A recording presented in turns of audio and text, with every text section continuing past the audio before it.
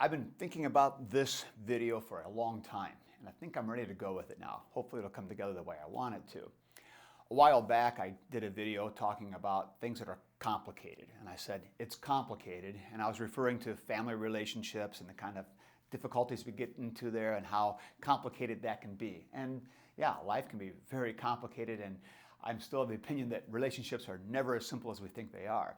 But there's another way I can use this phrase, it's complicated. And in fact, I have become increasingly fond of making this point that what is really complicated is simply reality, the world around us. And I want to talk today about the complicated reality around us and how we come to terms with that, and thinking through some of the language we use and some of the way we think about things and how we talk about things. So I want to zero in on the distinction between reality and truth. Now, for a long time in my teaching career and my ministry, I have basically functioned with those as essentially equal, that reality and truth are just synonyms. What's true is what's real is what's true. They're basically interchangeable. And I've come to realize that's not really a good way to get at this thing, because truth and reality are not the same thing. So I want to explore that a little bit. But let's start with reality. So what is reality? We all know reality is what's real. But reality is kind of a good description for just what is, what's out there. When you look out and you see reality. You know, sky, plants, houses, people, reality. Reality is the world that is. That's reality. Reality is complicated.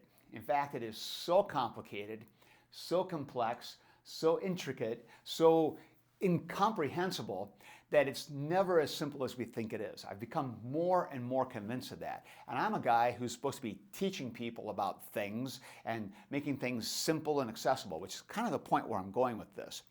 Reality is complicated, and it's never quite as simple as we would like to believe.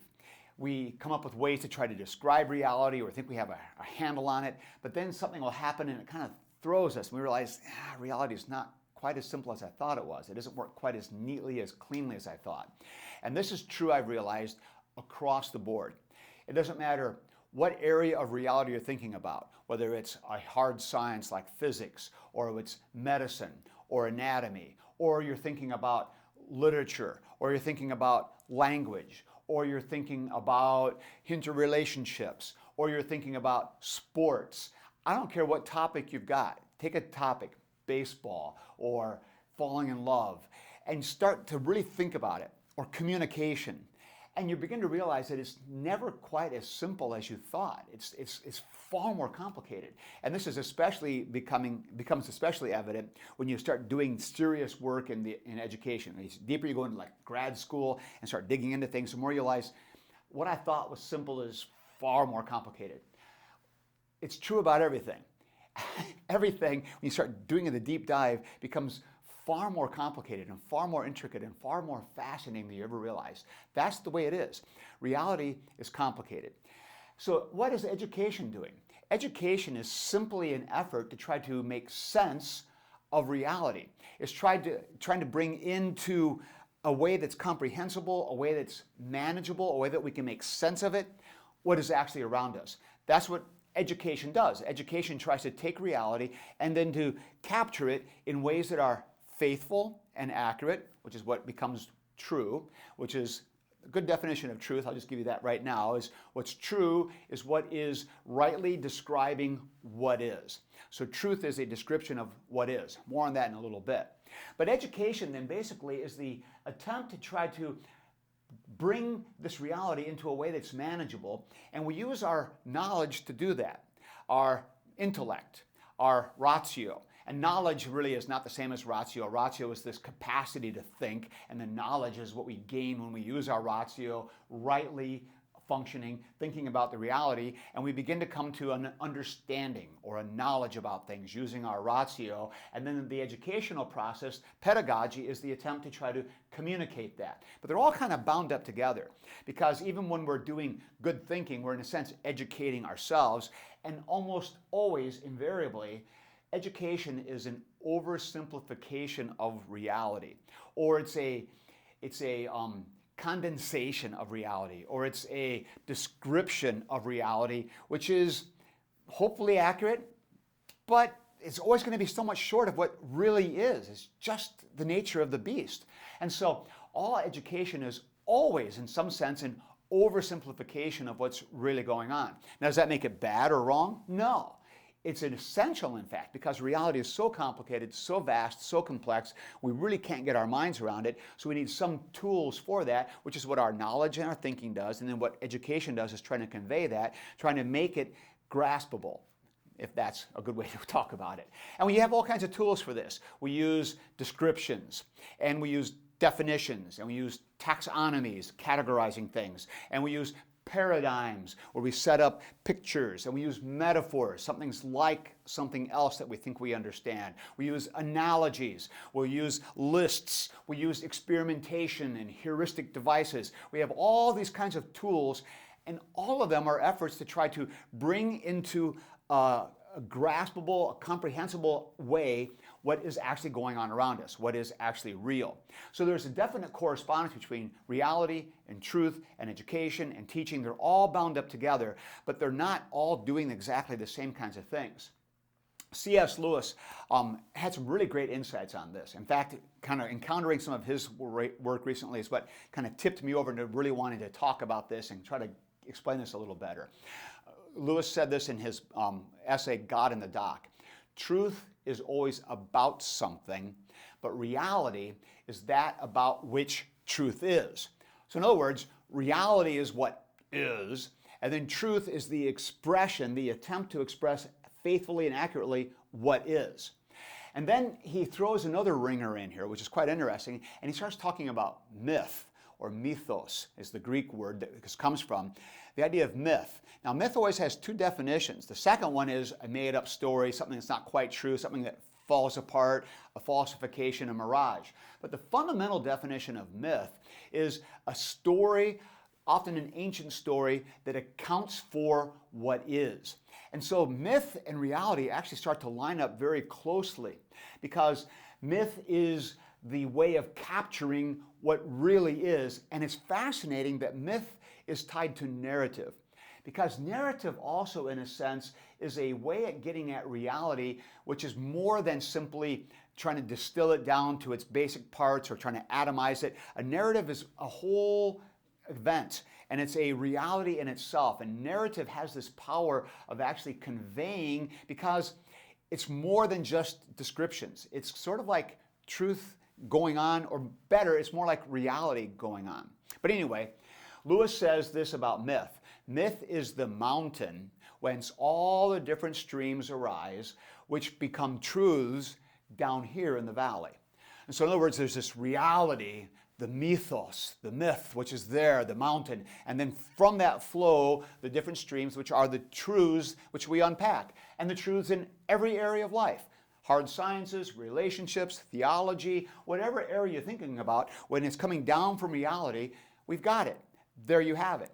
And reality can be distilled then, I want to make this clear as well, kind of into two huge categories. And this is theologically speaking. There is creation, and then there's creator. Two different things, altogether different. The creator is not part of creation, but everything is either creation or creator. And so reality is all the creation around us and the creator who brought it into existence. And so truth and thinking and our human enterprise is part of coming to terms with what's real, the creator and the creation. And we need to attend to both things. In modernity and into postmodernity, if we're there, the reality is, or the fact is, that we are far more interested in the creation, and we've written off the idea of the creator. But if we're going to really attend to reality, we have to pay attention to both aspects, the creation and also the creator, both of these things. So the whole point that we're getting at here then is that the job we have as human beings is to come to terms in a right way with reality. And reality is just what is. And then all the different efforts of people to try to come to terms with that is man's efforts to try to arrive at truths, which are descriptions, faithful, right descriptions of what actually is, what is actually going on.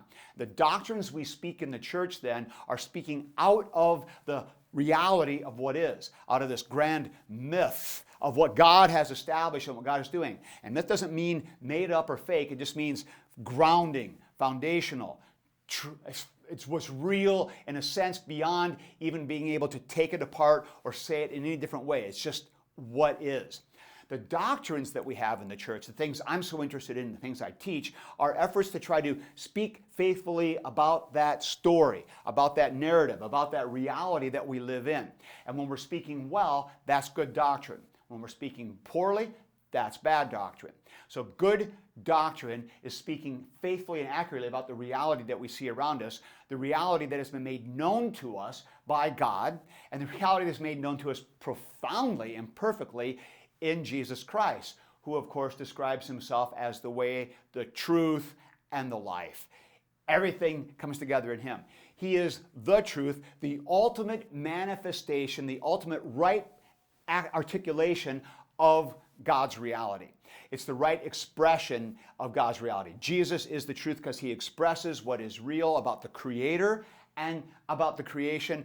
And fascinatingly, in Jesus, the Creator and the creation become one in his own being because of the incarnation. And so we have the ultimate coming together of the truth of reality in Jesus. So that's why he is the truth. He is the Creator and the creation. We see everything there. So, yeah, reality, it's complicated, endlessly complex. You can study any one field the rest of your life and not hit bottom. You'll keep digging, finding more and more and more, and learning more, and it's fascinating. And that learning is part of what we do as humans. God created us to be in his image, which means we're here doing his work, and also in a relationship with him in a special way through our creation, and then of course through our redemption. And because we are these creatures in this relationship, part of the way we delight in God and honor and worship him is by learning about him and about his creation as he makes these things clear to us. So as complicated, complex, and incomprehensible as the reality is, we continue to dive into it and learn about it and strive to grasp it better, not because we want to control it or manipulate it, but because we want to delight in it. It's God's reality that we're exploring. We are part of that reality, very much creatures in it.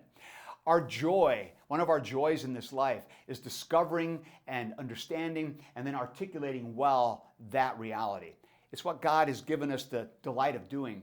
And so we live here in reality and speak his truth faithfully, and then we're doing well what we do as creatures, delighting in him and in his truth and in his reality.